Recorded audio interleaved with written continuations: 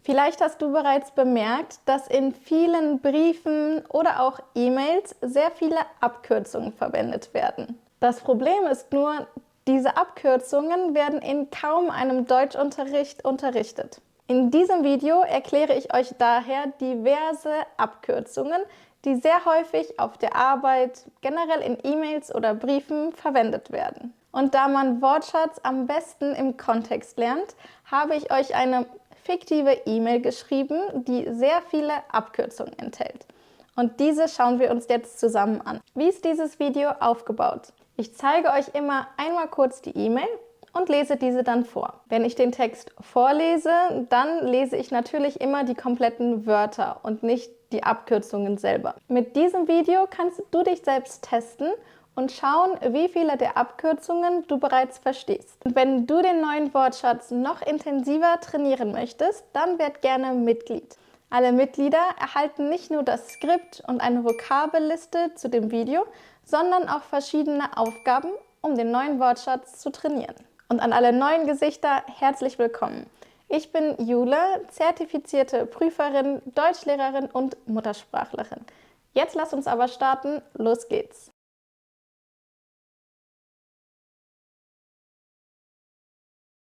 Hallo Herr Müller, ich hoffe, es geht Ihnen gut. Ich wollte mich kurz bezüglich der neuen Projektplanung melden. Bezüglich. Es wird verwendet, um auf etwas Bestimmtes hinzuweisen. Zum Beispiel, ich habe euch eben bezüglich des neuen Mitgliederbereichs informiert. Ich habe euch also Informationen zu dem neuen Mitgliederbereich gegeben. Hier noch ein anderes Beispiel.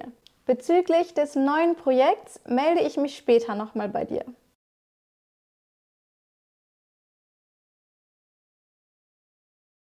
Wir haben gestern im Team-Meeting unter anderem die Budgetaufteilung und den Zeitplan besprochen. Unter anderem. Es wurde also nicht nur die Strategie und die Budgetplanung besprochen, sondern noch vieles mehr. Hier noch ein anderes Beispiel. Ich unterrichte unter anderem auch Konversationskurse. Ich unterrichte also nicht nur Konversationskurse, sondern Konversationskurse sind eine der verschiedenen Kursen, die ich anbiete.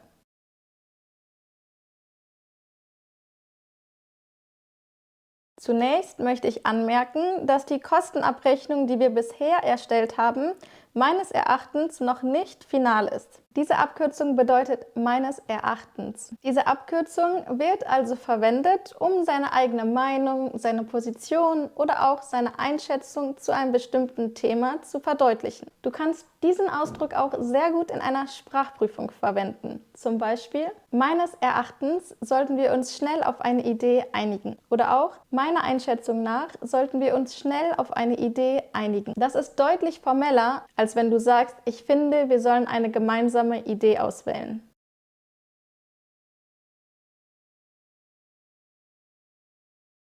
Es fehlen zum Beispiel noch genaue Angaben zu den Fremdkosten. Vergleiche siehe oben. Zum Beispiel. Alternativ könntest du auch sagen, beispielsweise. Dies wird auch häufig in E-Mails abgekürzt. Vergleiche siehe oben.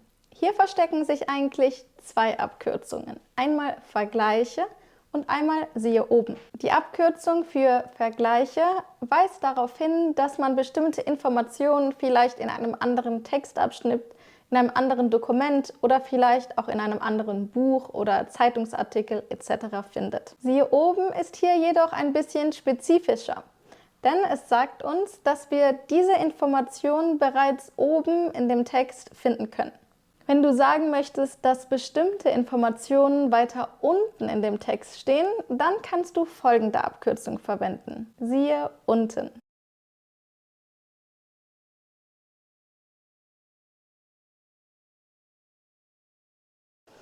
Außerdem müssen wir klären, ob die Umsatzsteuer bzw. Mehrwertsteuer bereits in den genannten Preisen enthalten ist oder ob diese zuzüglich berechnet werden muss.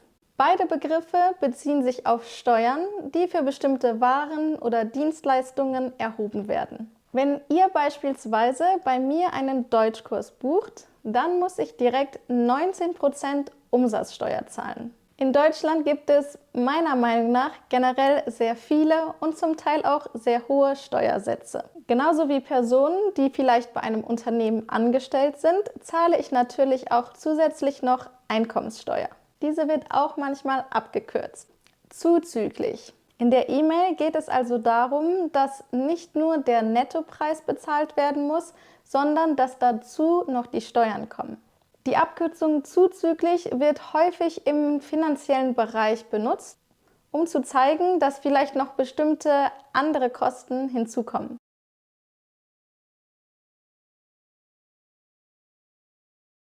Ein weiteres Thema, das wir zum Teil besprochen haben, betrifft die Zuweisung der Ressourcen. Zum Teil. Man könnte alternativ auch teilweise sagen. Es wurde vielleicht also ein bisschen über die neuen Richtlinien gesprochen, aber noch nicht abschließend. Es wurde also noch nicht alles besprochen.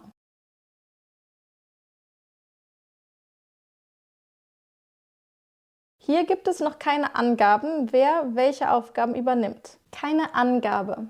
Es gibt also noch keine Informationen dazu, wer welche Aufgaben übernehmen wird.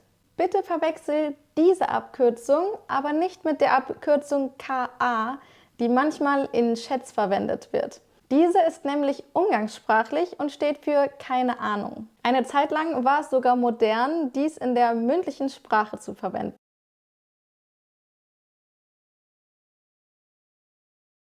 Außerdem fehlt uns noch von der Rechtsabteilung die amtliche Bestätigung der Stadt Hamburg. Amtlich. Sie wird verwendet, um zu verdeutlichen, dass etwas vielleicht von einer offiziellen Behörde stammt oder auch bestätigt wird. Behörden werden auch häufig Amt genannt, zum Beispiel das Straßenverkehrsamt oder auch das Einwohnermeldeamt.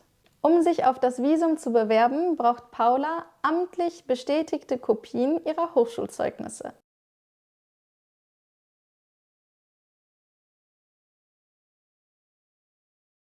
Falls Herr Schneider nicht verfügbar ist, könnten Sie möglicherweise als leitender Abteilungsleiter oder Herr Schmidt als stellvertretender Ansprechpartner fungieren.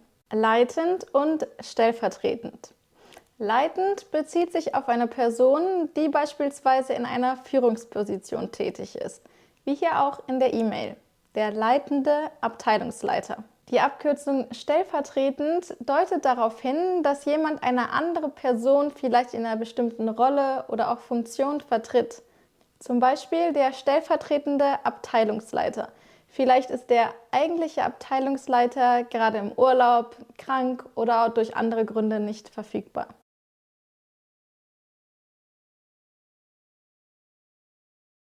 Was den Zeitplan angeht, planen wir das Projekt in circa 2 Wochen abzuschließen. Das heißt bis Ende des Monats. Circa. Man könnte auch sagen ungefähr. Zum Beispiel, wir planen das Projekt in ungefähr 2 Wochen abzuschließen. Oder auch, ich habe gestern circa 20 B2-Telg-Prüfungen geprüft. So ganz genau kann ich nicht mehr sagen, wie viele Prüfungen es wirklich waren, da einige der Prüfungsteilnehmer nicht zur Prüfung erschienen sind.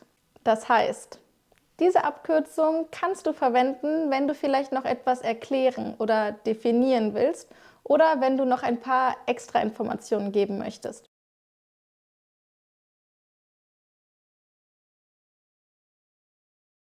Wir sollten auch sicherstellen, dass alle Projektbeteiligten, in der Regel die Abteilungsleiter, über die nächsten Schritte informiert werden. In der E-Mail steht, dass in der Regel alle Aufträge bis Freitag beendet sein müssen. Das deutet darauf hin, dass es vielleicht manchmal auch Ausnahmen gibt. Oder hier noch ein anderes Beispiel aus meinem Berufsalltag. Ich unterrichte in der Regel am Wochenende keine Kurse. Wenn ich jedoch an einem bestimmten Kurstermin vielleicht krank war und der Unterricht also ausfallen musste, dann kann es schon mal passieren, dass wir den Termin vielleicht, sagen wir mal, am Sonntagabend nachholen.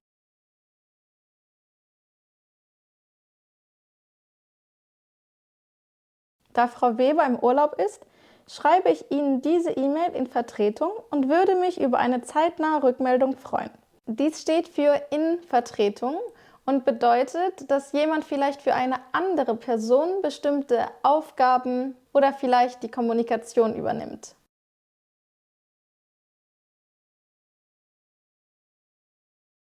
Mit freundlichen Grüßen, Frau Müller. Im Auftrag der Geschäftsführung. Mit freundlichen Grüßen. In formelleren Briefen, beispielsweise einem Bewerbungsschreiben oder vielleicht auch deiner Sprachprüfung, würde ich jedoch empfehlen, diese Abkürzung auszuschreiben. Wenn es sich jedoch um vielleicht eine etwas kürzere oder auch weniger formelle E-Mail handelt, dann wird diese Grußformel häufig abgekürzt. Im Auftrag. Dies zeigt an, dass etwas im Auftrag einer anderen Person, einer Institution oder vielleicht auch einem anderen Unternehmen geschieht. Und ich hoffe, du hast einige neue Abkürzungen gelernt und wirst in Zukunft weniger Probleme haben, E-Mails auf der Arbeit zu verstehen. Wenn du den neuen Wortschatz noch intensiver trainieren möchtest, dann werd gerne Mitglied. So kannst du den Wortschatz nicht nur vertiefen, sondern du unterstützt auch meine Arbeit, sodass ich in Zukunft weiter für euch hier auf YouTube kostenlose Materialien zum Deutschlernen erstellen kann. Ich würde mich total darüber freuen. Ich freue mich wie immer über euer Feedback. Vielleicht habt ihr auch noch Ergänzungen zu dem, was ich euch erklärt habe. Vielleicht habt ihr auch Fragen oder ihr habt Themenwünsche für ein neues Video. Und falls ihr es noch nicht getan habt, dann liked gerne dieses Video und abonniert meinen Kanal. Wir sehen uns wie immer nächste Woche Sonntag um 10 Uhr hier auf YouTube, zwischendurch in einem meiner Deutschkurse oder auf Instagram. Bis dann. Tschüss.